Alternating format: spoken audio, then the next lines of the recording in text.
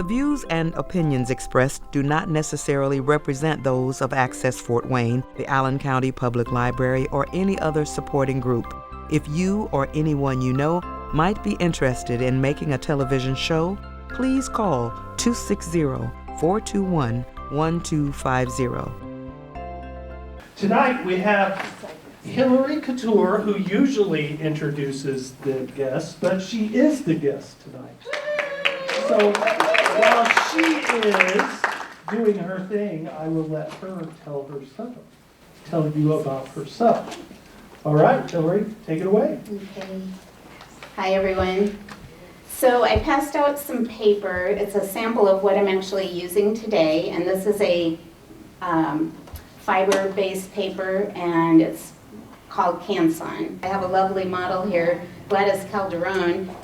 Just met her tonight in person, and she's going to be part of my project, so I'm really excited to work with her because she's lovely, and I think she needs the smooth side, right? What I usually like to do when I set up, this is a little travel easel setup. It's called a Heilman box, and this is a second box, meaning that it had some damage, like a dip in the wood, but I got a real good discount on it because it wasn't perfect. And you can, hopefully they have those still available, but you can get them. But it has memory foam in it that protects the pastels, and there's a little, there's 2 holes in it, so when you open it up and you put it on a tripod, you can stick this easel attachment to it, and that way you don't need to bring a lot of extra equipment. I mean, this can all go in a backpack. This is the backpack size, and it's really good for traveling. And then when I set up, I usually put a trough of aluminum foil under the base of the easel so it catches the dust, because pastel is super messy. I love pastel, but it gets all over everything. The good thing is you can vacuum it up. It's not like oil paint that stains, so you know, it does have that benefit to it, but when you catch it in the trough, and a lot of people like to make their own pastels out of the dust, so you can put them in baby food jars and save up enough to make your own sticks, because all you have to do is add distilled water to the pastel dust, and you can create your own color. Of course, you won't be able to market it because you won't be able to make that same color again, most likely, but something to think about. So typically when I get started on a portrait, I like to get my model comfortable. And what I did here is kind of a 3/4 lighting situation. What I'm looking for is a triangle of light on the shadow side, and it looks pretty good. I usually have them relax. You know, if they don't seem relaxed, then it's going to show in the painting too. So it's a good thing to just have them be comfortable and feel comfortable. And sometimes I'll use my hand and have them tilt their head one way or another. But I like how she's looking now. So I'm starting, just like an oil painter, typically I work from dark to light, but it doesn't mean that's the gospel, because there's really no rules in it, and it's just kind of how I like to work. If I make a mistake, sometimes I have to go over it with a light tone to kind of wash it out, and then go over it with a dark tone again. So that's what if you see me do that, it's because I made a mistake. And then I go for size and placement, and we kind of talked. Can you move your head just this way, and then eyes towards me? Perfect. And so what I'm doing with the lighting also is trying to catch the highlights in the hair and then a little highlight in the eye. Bring your chin down just a little bit. Okay, that's really good.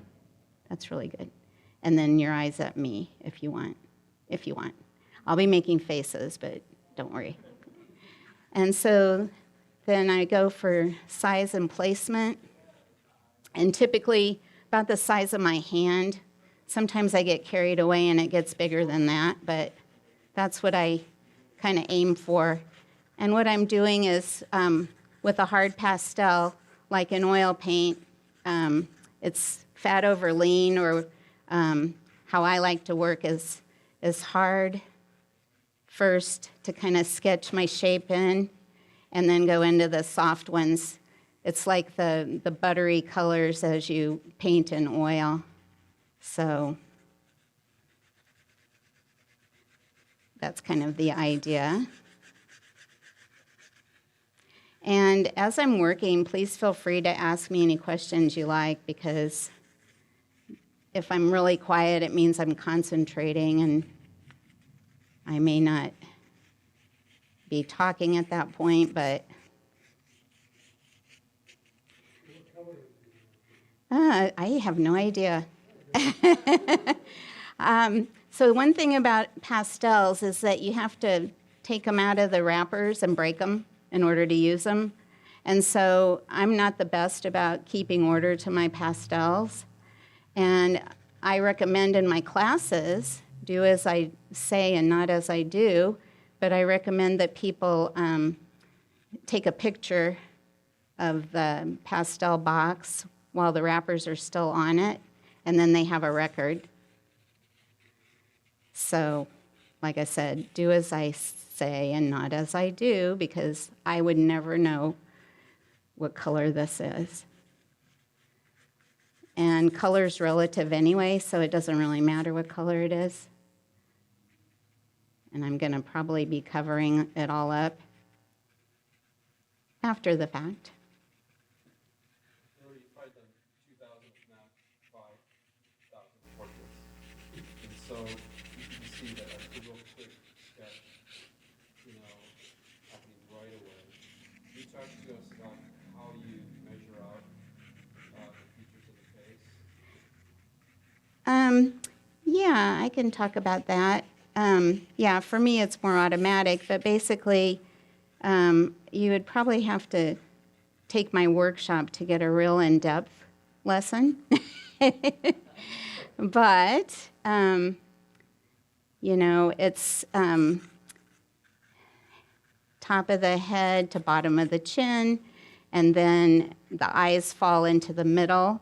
From the hairline to the bottom of the nose, you divide that in half, or pretty much in half, and then that's kind of your eyebrow placement. And then from the nose to the chin, you divide that in half, and that's kind of where the shelf of the mouth sits. So that's kind of what it is. Did that help?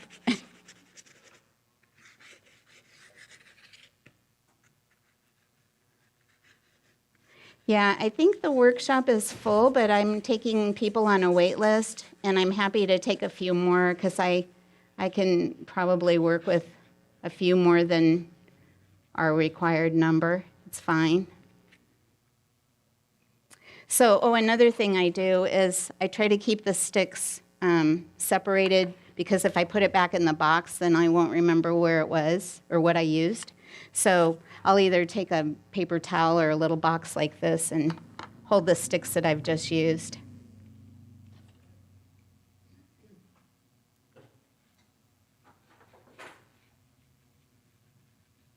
And it's always good to push color, because you can always tone it down if you get too carried away, but it's harder to brighten it back up usually. So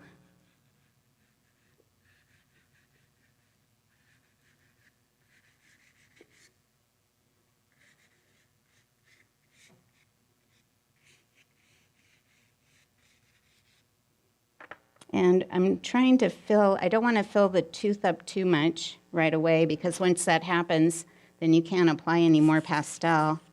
But I'm using broad strokes, and I'm just trying to get, I'm looking for the big shapes, as you do with anything.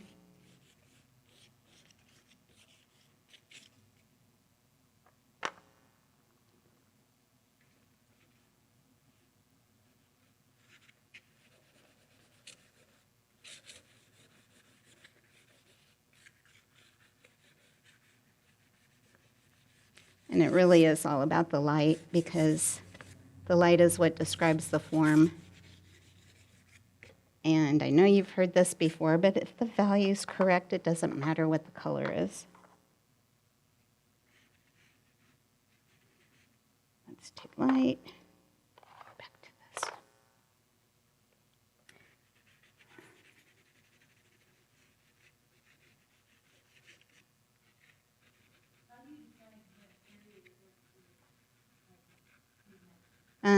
I don't really have a method. I just kind of move all over the place. Can you repeat that question? Yes, I'm sorry. The question was, how do I decide what area I'm going to next? And I'm pretty random. I'm just working with dark to light, so it's kind of like I look for the biggest shapes and try to go down to smaller shapes. And, sometimes I'm all over the place. I'm using a piece of pipe insulation because I want to kind of blend the tones a little bit. I don't want to completely blend it out, but I like to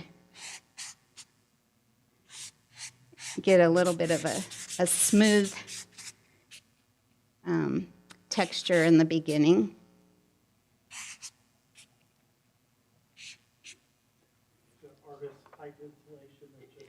It's artist pipe insulation.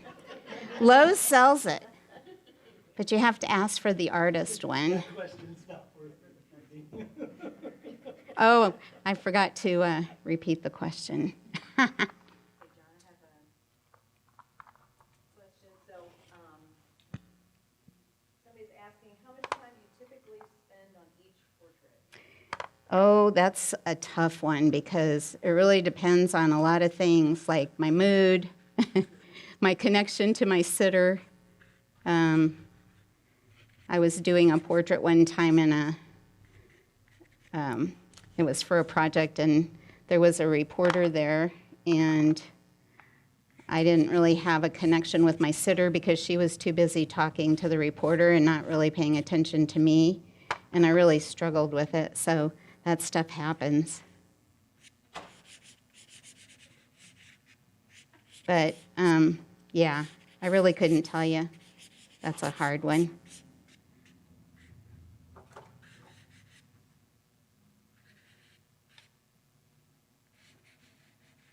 And why did you choose blue for the background? Any reason or just your preference? Because she told me she was wearing blue, and so I thought I would like to kind of coordinate the background with what she was wearing. Sometimes I like to do like an opposite, but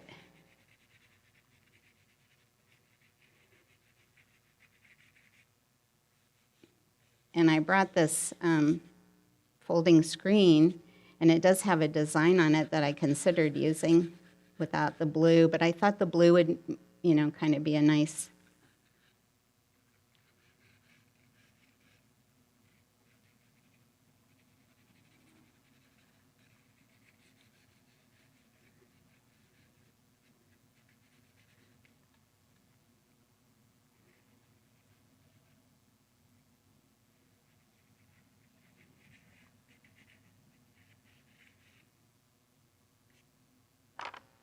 One thing about painting in general, pastel or oil or watercolor, well, I don't know about so much with watercolor, but for me it's about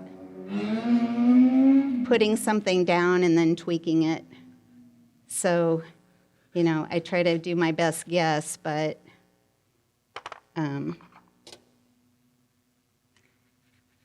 it's a matter of constantly tweaking. Because you compare to something that you feel is correct, and then you use that as a form of measurement for everything else. And what colors do you normally use to create light skin tones? I don't have any specific recipe for color because it's all relative. It depends on what is reflecting in it, what the person's wearing, what the temperature of the light is. So I can't say, but all color is made of red, yellow, and blue, so it's going to be something in red, yellow, and blue, right? See.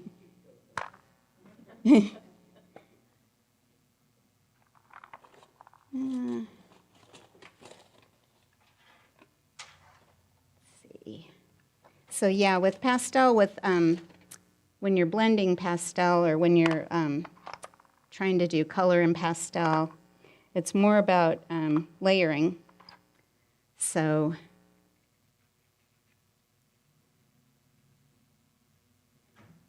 because you're not mixing a wet medium.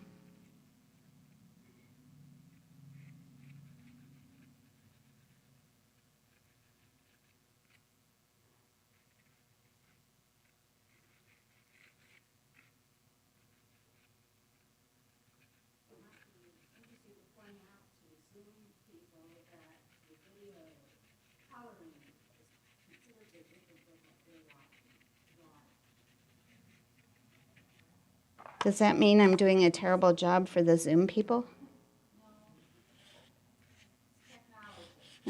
Yeah, definitely anything you see on the screen is different than you would see in person.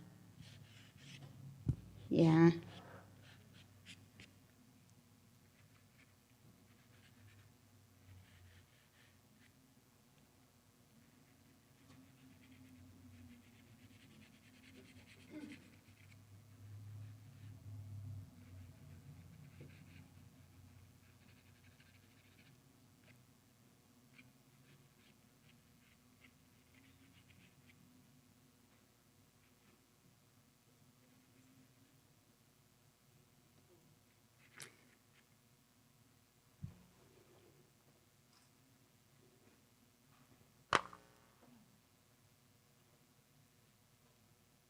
And I've got a few colors in my box right now.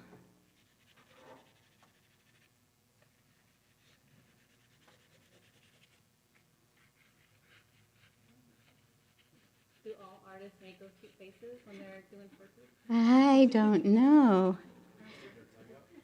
Yeah. Feels like she's smiling at me, so I can't help but smile.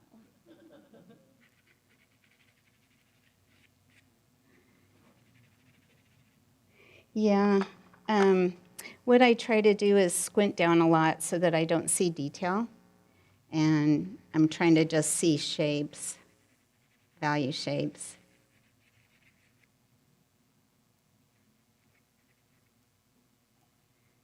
And that's why I make faces. I've earned these 2 marks on my head. And I tell people, don't get Botox because you won't be able to squint. I had a friend that did that, and she told me she couldn't squint. I said, how can you be an artist if you can't squint?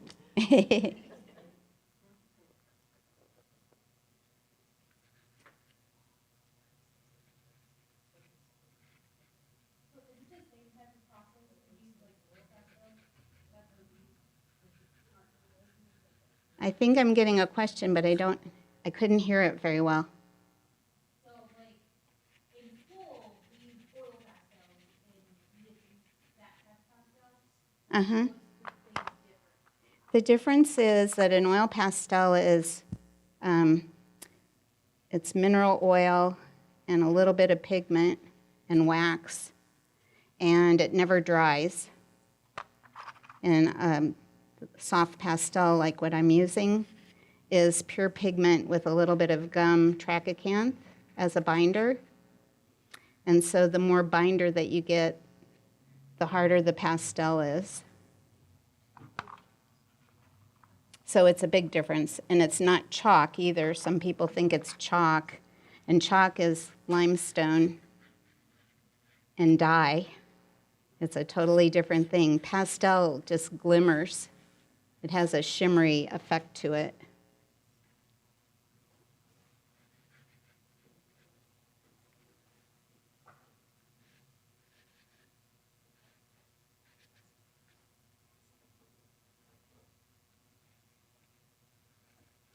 Gladys, if you need a break or something, let me know.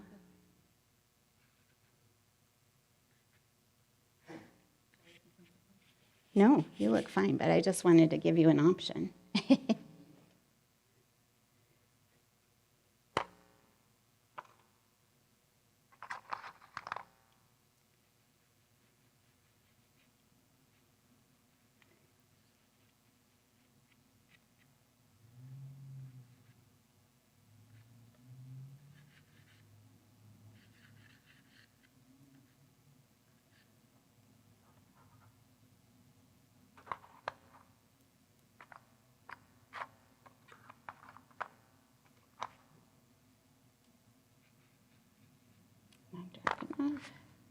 And it's funny when you use a dark paper that the colors don't look the same as they do. I mean, color doesn't look the same on any paper.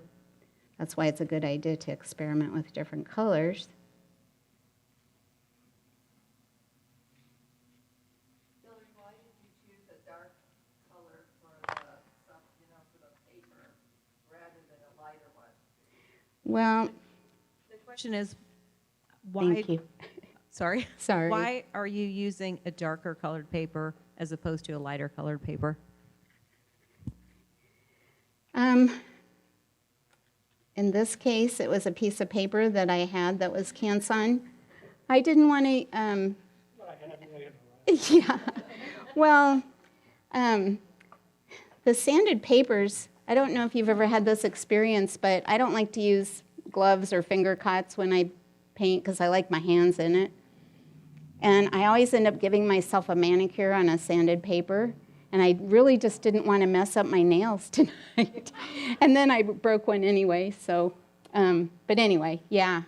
So there's not really a good reason. I mean, you can coordinate your paper color. You can use the opposite if you want to create some simultaneous contrast, because it's going to look like, the color will pop on something that's the opposite, but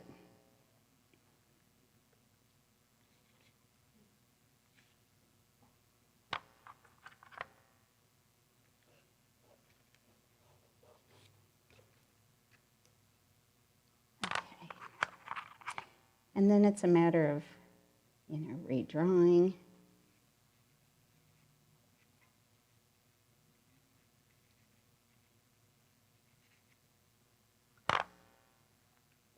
Getting the color I want here. That's not what I wanted. I hear whispering.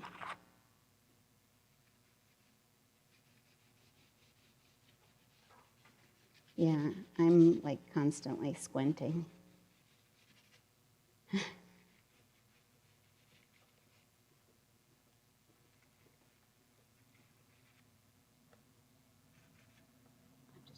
Oh, you're fine.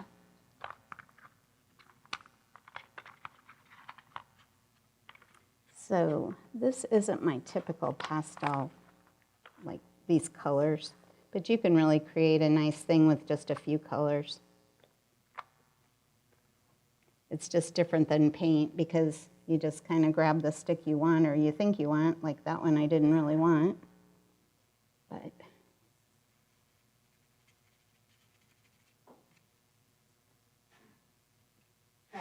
What brands of pastels are your go-tos? What brands of Pastels are your go-to. thanks, Susan. Well, I like to start out with the hard, and so I typically use a new pastel for the hard pastel, and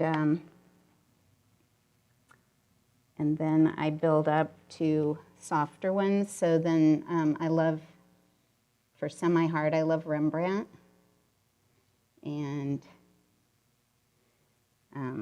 then the super soft ones, I used to be an ambassador for Schminky pastels, and those are like so soft that they basically disintegrate when you look at them. So you have to be pretty careful. And there's nothing like breaking your pastel as soon as you get it. It falls on the floor and it's gone.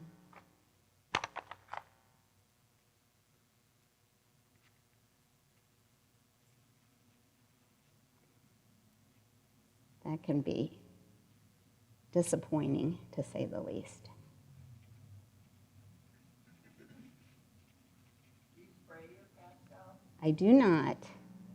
I don't like spray because a lot of people will use working spray, and I don't even do that.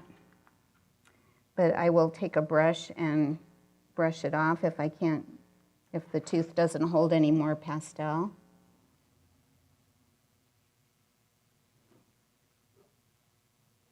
but it darkens, even though they say it doesn't. There's some brands that are better than others, but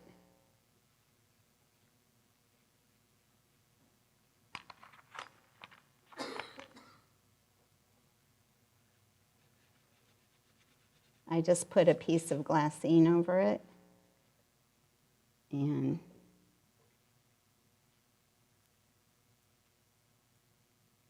that protects it until I decide to frame it. You have to frame your pastels under glass or plexiglass, or put them in a flat file and dig them out and use the other side of them like I did tonight for your paper.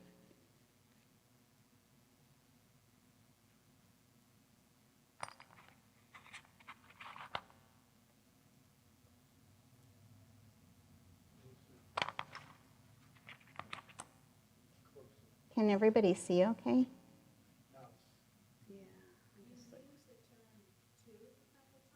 Yes. Tooth is the texture in the paper, and tooth is what is necessary for the pastel to grab. So you can make your own surfaces, but you typically have to have a paper that's either a sanded paper or a fibrous paper in order for the pastel to work. You can use a rough watercolor paper as well, the cold press rough. Or you can make your own ground with marble dust or pumice. And that will help the pastel hold. It has to adhere to the paper. You really don't have that problem with oil pastel. You can pretty much use those on anything. But they're not as highly regarded for some reason. I guess maybe because they seem more like a crayon. I don't know.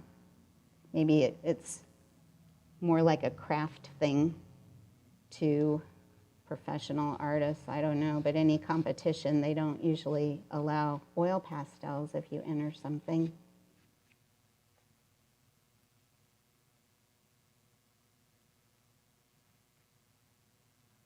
So you can see this is a process of layering, mark making, just kind of building, it just builds up layer by layer. If you're the kind of person that wants an immediate fix, pretty hard to get that.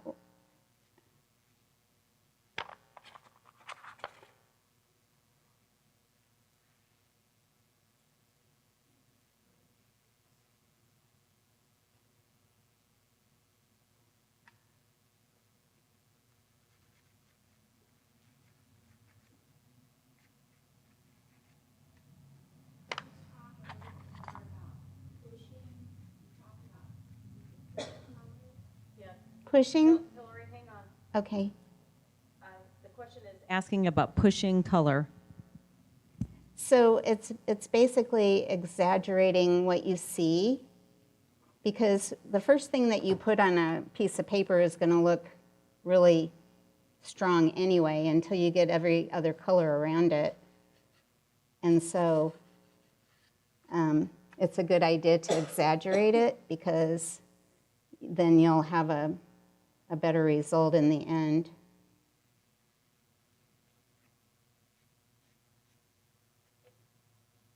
I think she's in there somewhere.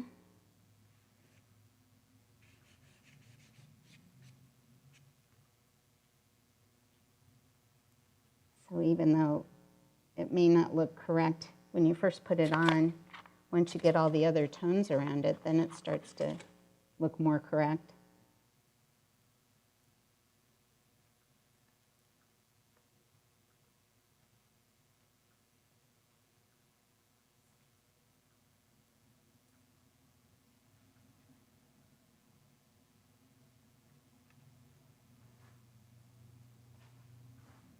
Yeah, it's a good idea to step back too and look. And I have this little mirror. In my studio, I have a full-length mirror behind me, but I took this little compact mirror, and you can look at your model and your drawing together, and that kind of helps to see mistakes. Wow, there's a lot of them.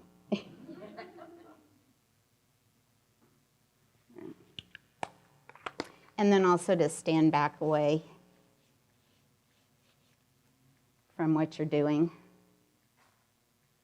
So.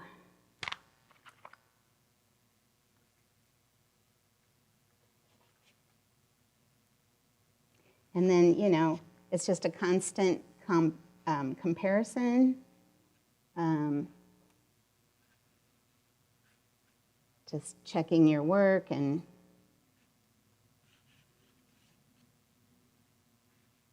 checking it next to other things.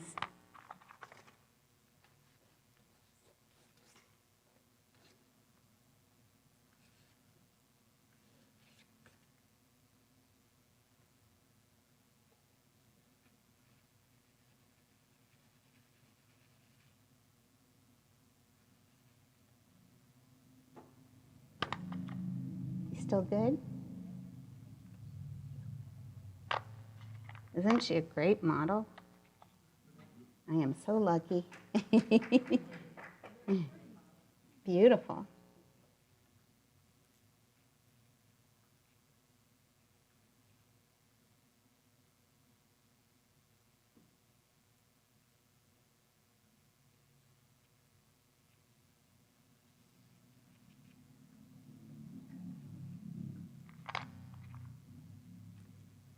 One thing about using dark paper, sometimes your darks just aren't dark enough.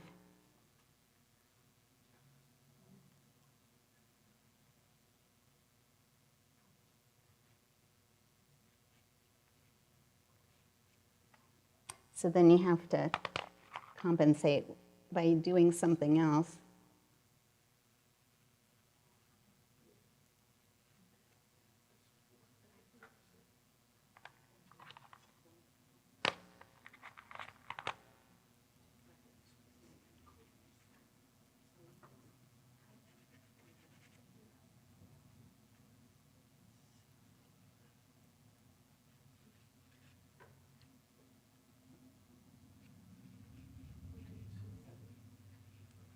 I thought about bringing some music, but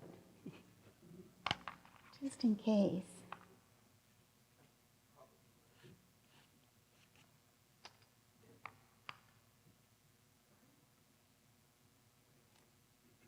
And so, you know, if you just kind of look at it as shape and don't get all caught up in thinking about, oh, I can't get this eye right, or I can't get this nose right. It's just all shapes.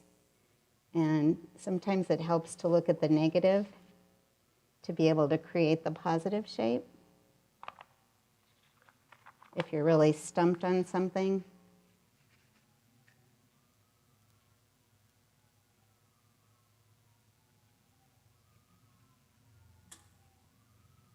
How am I doing on time?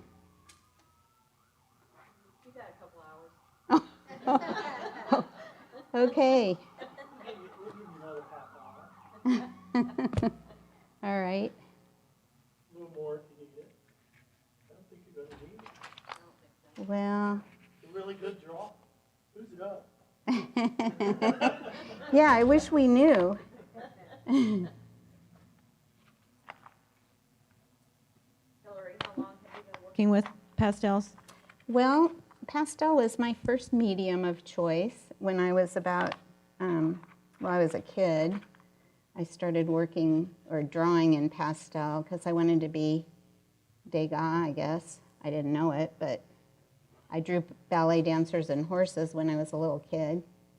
And I had just a few pastel sticks that I, at one point, I used to pretend that it was makeup and put it on and parade around the neighborhood with my girlfriend in dress-up clothes. But Me too. I thought I saw you out there, John. But yeah, and then I don't know. I guess I should tell you the story when I was growing up. Margaret Keane was popular. She's the one that did the Big Eye Kids. And so she was kind of my role model for portrait painting, I guess, when I was a little kid. And I didn't have any formal art training, but I hitchhiked out to San Francisco in the early 70s to draw portraits on the streets in pastel. And because I didn't have any training, all my portraits looked like Big Eye Kids. And I wasn't doing too well. And this woman from New Orleans came up to me and she said, "Let me draw your portrait." And it was so beautiful. And she said, "Well, if you want your work to really get good, you need to move out to New Orleans." And so about 2 weeks later, I was heading to New Orleans. And there were a lot of really great artists to watch. And I used to paint on the streets in pastel in the early 70s. And then... When you were 5? Yes, when I was 5. And then I traveled around the country and did that for a couple years. And I went back to Omaha, Nebraska, where I was from. And I tried to do it there, but it wasn't all that popular. But to get my work started, to get things rolling, I would usually ask somebody to sit for me as a shill. So then everybody would kind of gather around and watch when I did that. And that's kind of how my day got started, because that's how I was trying to make a living. And there was this woman that walked by, and she had a China doll haircut and a kimono on, and I really liked her look, and I asked her if she would sit for a portrait, and she said she had to go do a haircut. But we traded a portrait for a haircut, and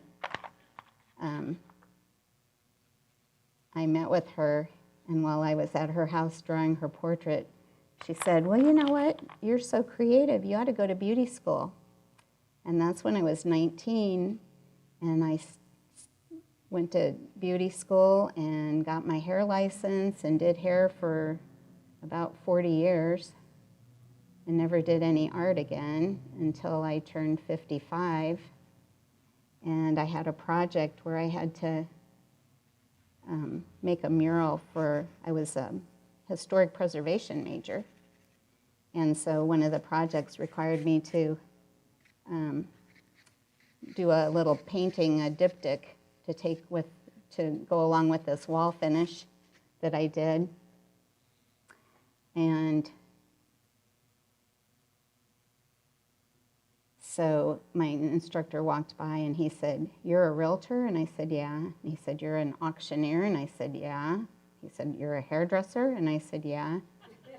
And he said, "Oh, you've missed your calling." And I just thought, well, wait a minute. I'm still here. I can do it. But that was kind of the catalyst that got me back into my art. So basically when I turned 60 is kind of when I started to pursue oil painting. And it's been about 7 years. But I kind of, with oil painting, and I mean with any medium, it informs the other things. So what I got from oil painting, you know, helps to refer my pastel work. I think it gives more structure to my work now. I actually have a couple old pastels from the 70s. I should have brought those. But when I look at them, you know, the likeness is there. They're nicely rendered, but there's not a lot of structure to it. And I think since I've started painting in oils, because I think more about shape, and I was more linear, I guess, with pastel when I really didn't have any understanding of it. So just kind of, you know, being on my own with it.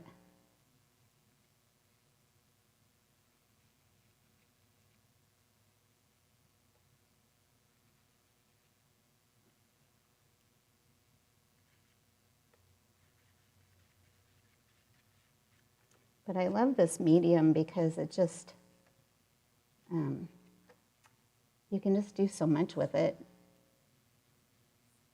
And you can leave it out. You don't have to clean up palettes and brushes and all that stuff.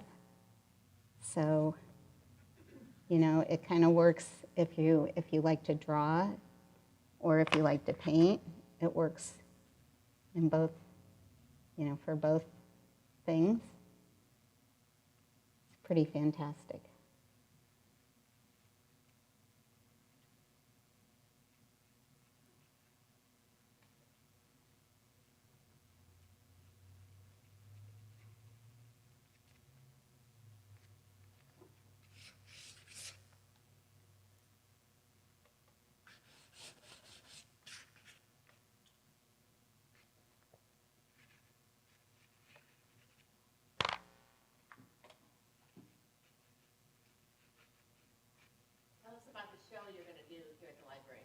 Oh, okay. Well, my opening is October 1st, and I've been teaching, this will be my second time teaching at Purdue Fort Wayne for the enrichment classes, and been teaching about the elements of painting. And so one of the elements, of course you know, is composition. And in composition, they say that variety is good, but if you have too much variety, it's chaotic. And so you need to unify, or, you know, has to have unity. And so I figured using that idea and coming to Fort Wayne, I really wanted to see what kind of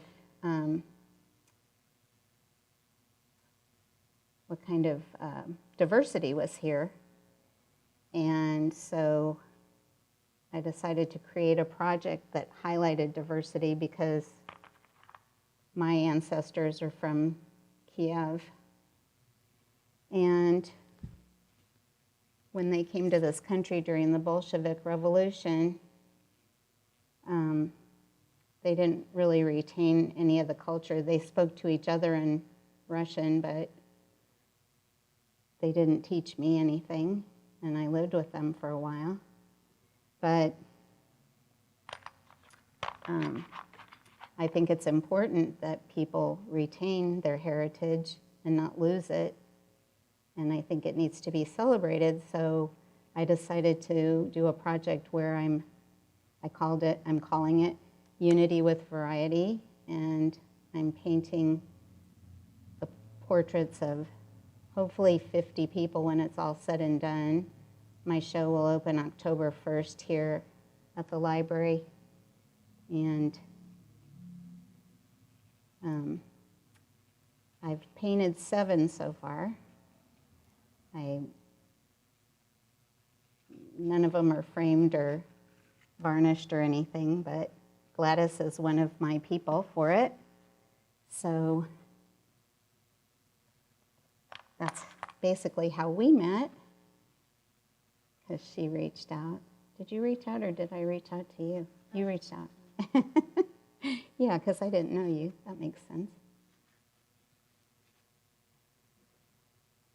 Anyway, so it kind of coincides with Welcoming Week because Fort Wayne is a welcoming community, and I have people from all different countries and different nationalities and backgrounds, and some diverse, you know, it's not even all countries. Some of it is, and I'm still looking for more people, but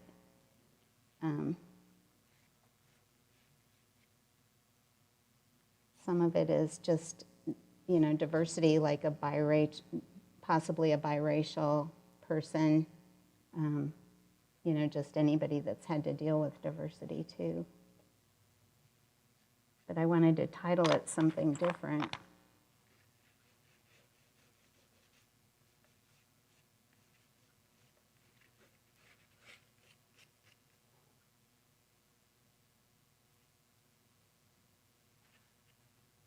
And I'm hoping that that it'll travel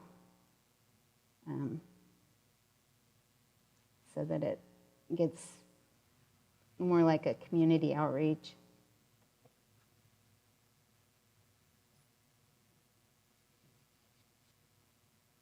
And then there's going to be some surprises that I won't tell you yet. Hopefully, I can pull it off.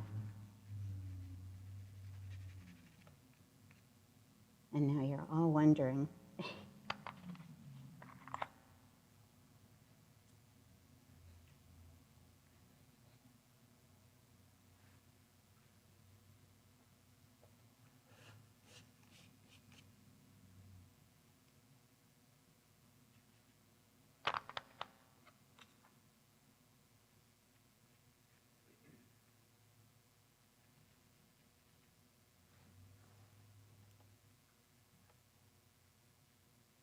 So it's just a matter of, continuing to tweak it and look for things.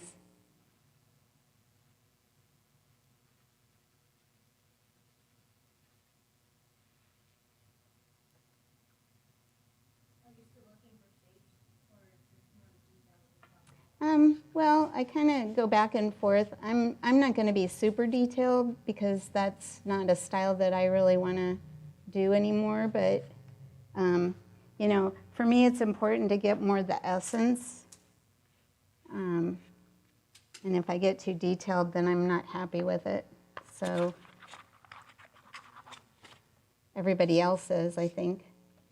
People like details. And if it's a commission portrait, it really has to be detailed because unless they really contact you because they love your style specifically, but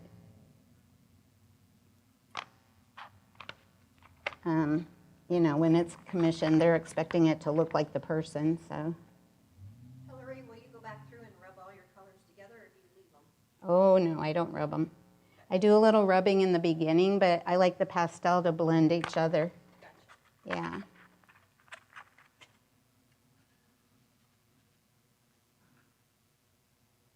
And then, it's like sculpting kind of, because as you add the lights, you start to see more form. Or that's the idea anyway. Hopefully it works. When you do a demo like this, you never know what you're going to end up with, so.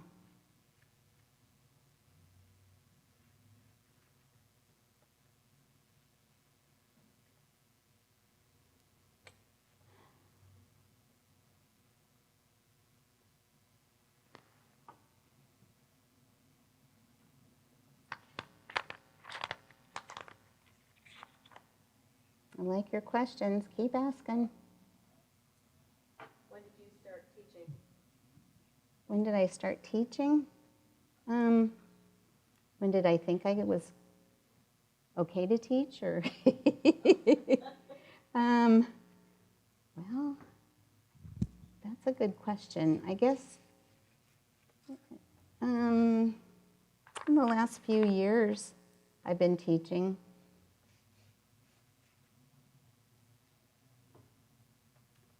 Just not that long ago, I guess, because I haven't really been at it that long, again. But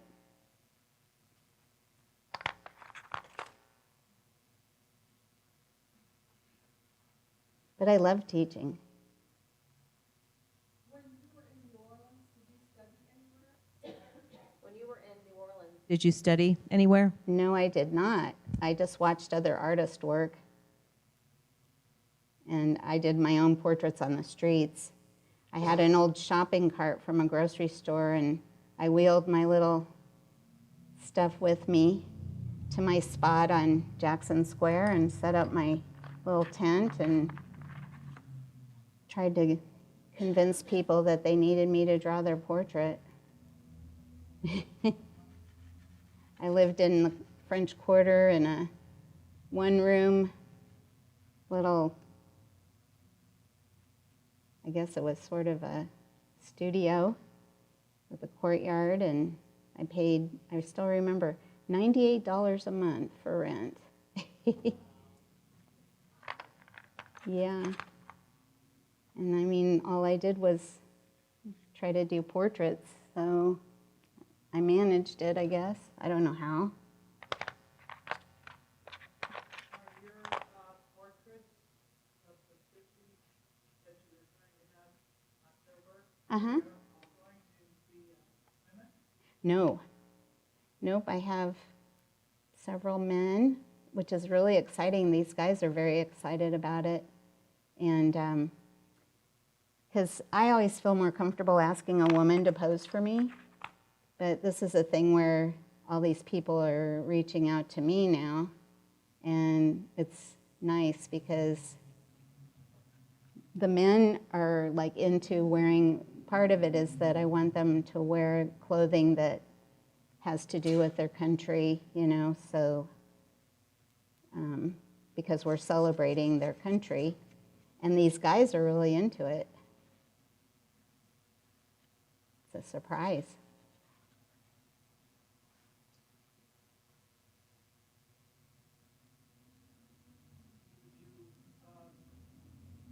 Have portraits of aged people? Of course. Yeah, I actually have a lady that's, I'm hoping to do her. She's from Syria.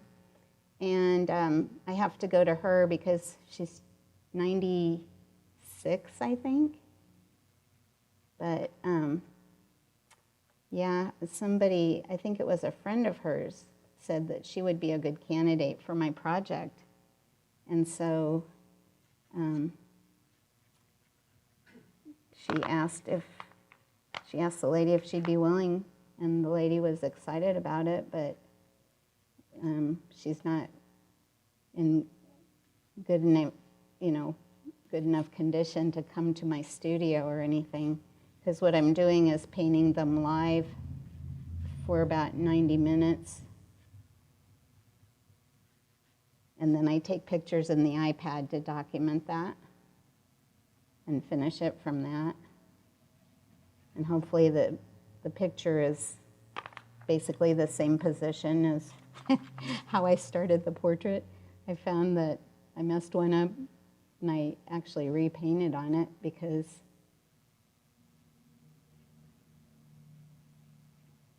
when he was sitting, he was looking one way, and then when I took his picture, it was another way. So it was kind of a disaster, but So for the portraits you did, In New Orleans, how long did those take? well, you can only really keep somebody in a chair about 45 minutes. So that's pretty much what I did there. And that's probably why they all look like the big-eyed kids, because I didn't have enough time to really do a good job. I mean, some of the artists really were amazing.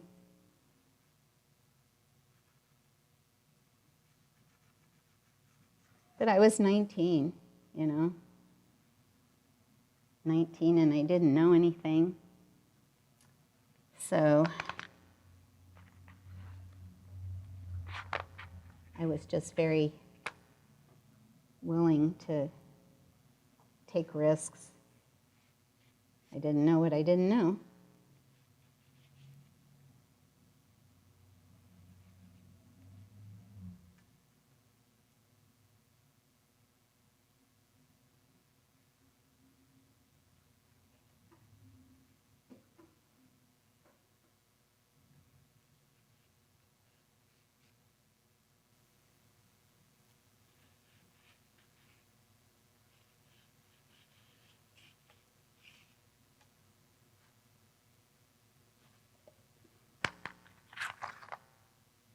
So I'm trying to kind of limit my palette of colors here too, just so I don't get too carried away.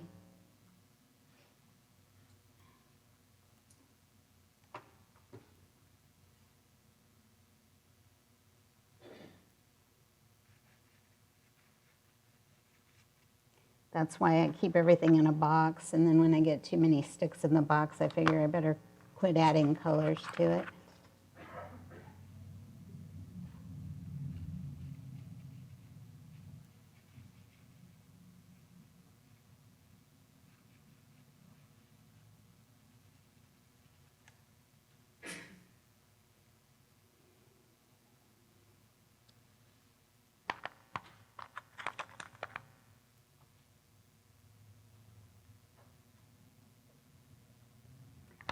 Jess, are you doing okay? No break needed or? Okay, good.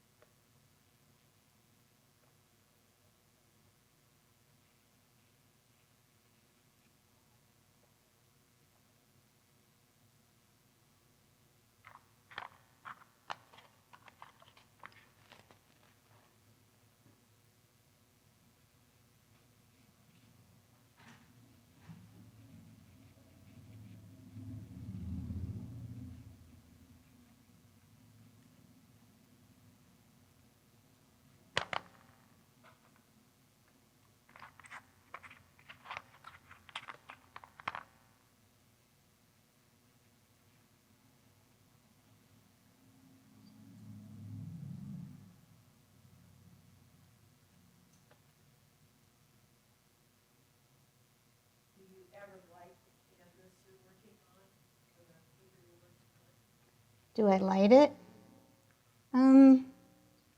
Well, whoops. In my studio, I have a couple of overhead lights, but because I wanted to see more dramatic light on her, I had them turn this center bank off.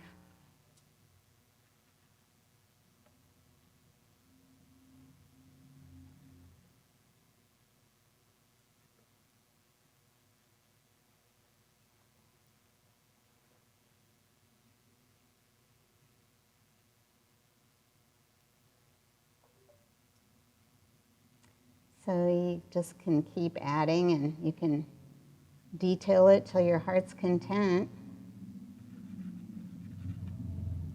or not.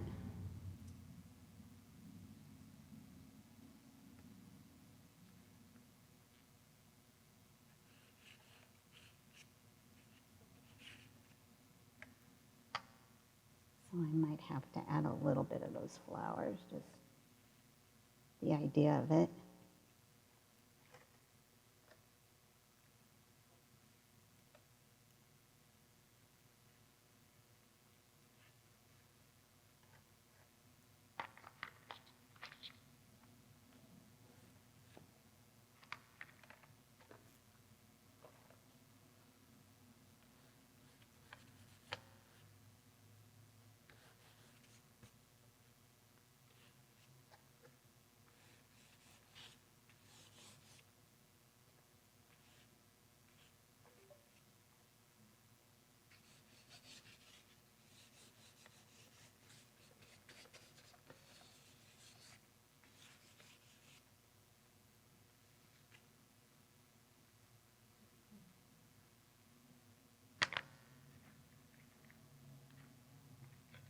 I think I need to stand back away from it for a second.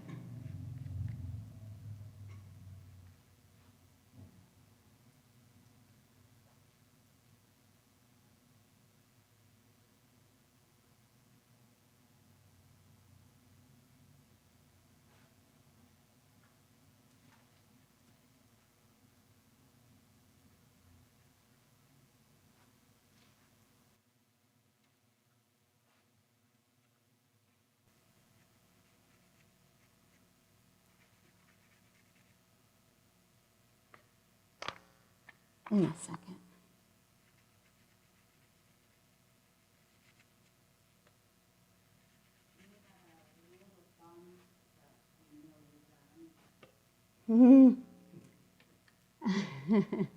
Well, basically what I say about that is when I feel like there's nothing more I can add to help it out, then I should be done. But again, I don't always do what I say. So I don't know about a rule of thumb, but sometimes it's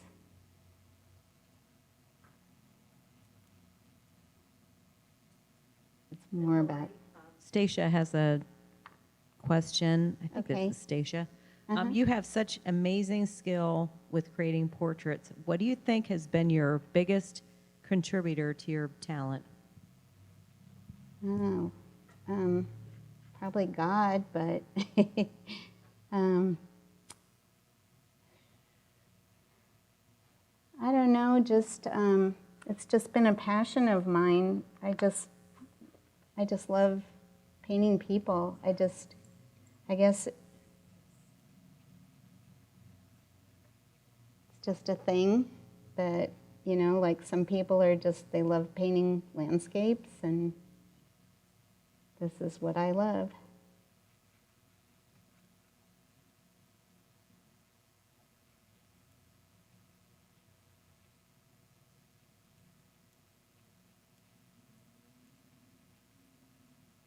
And it shows, if you're passionate about something, because I don't like my plein air work at all. I think I'm terrible at that. But sometimes I get lucky.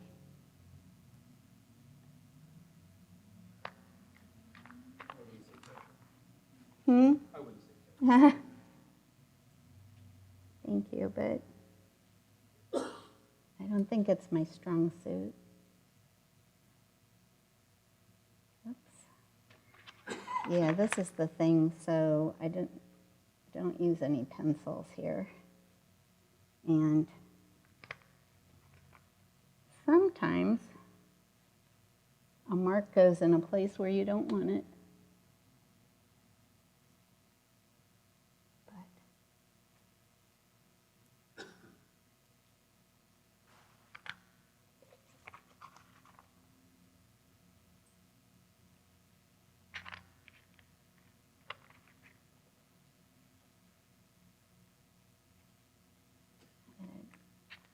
Bring that back. A darker green. There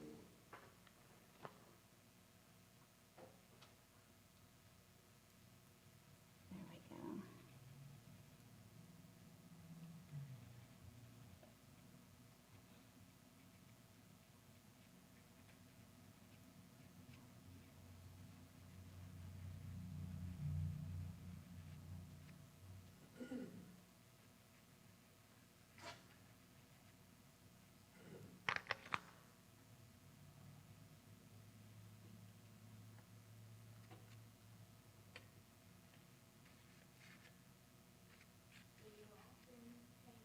go.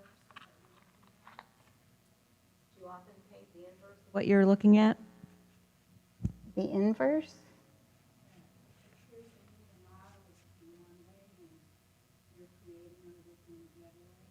Oh, I don't know. Somebody said that to me before, but I think this is how I'm seeing it, so I don't know. Am I seeing it odd? Oh.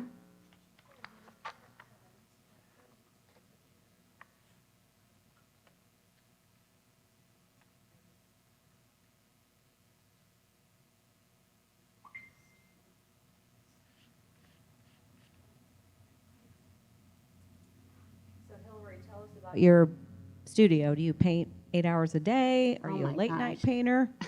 I wish. No. Now that I have this project, I'm painting more than I usually do, but I have a dog that needs to be walked. I have classes that I teach and lessons that I have to get ready, and I put a lot of time into that stuff. And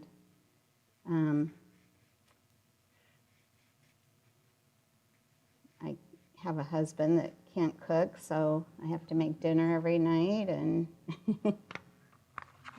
nobody cleans the house but me, and it's life stuff. And we're doing some work in our house right now too, so that's been sort of time consuming, but I've actually, on my calendar, I've scheduled out time to work on my project.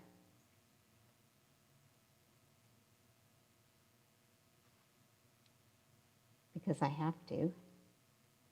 Sometimes, you know, when you have a goal like that, it causes you to be more creative or more productive. But I haven't done my taxes yet either. And that's hanging over my head. I wish they'd just do away with that. They're going to do away with daylight savings time. Why don't they do away with taxes?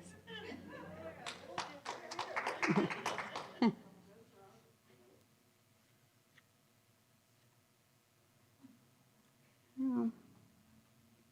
Well,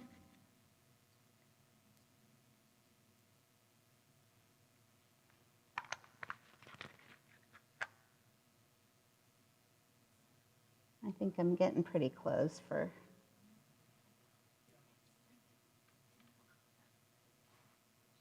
I mean, I'll probably look at it and go, oh my gosh, what did I do? But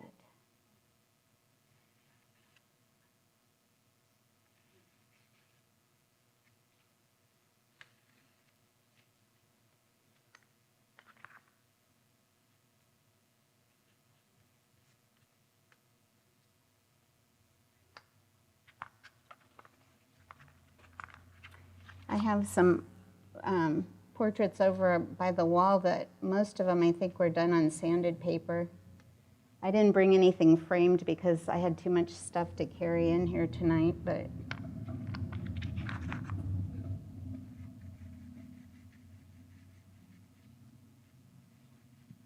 If you'd like to take your 5-minute break, do it now. You can come up and talk to Hilarie if you'd like. is it time for me to be done? No, you can keep working, but it's 7:15, so. Oh, okay. Well, I don't know. It's stunning. I think it was a pretty Yes, good attempt. it's very good. Come and look at it.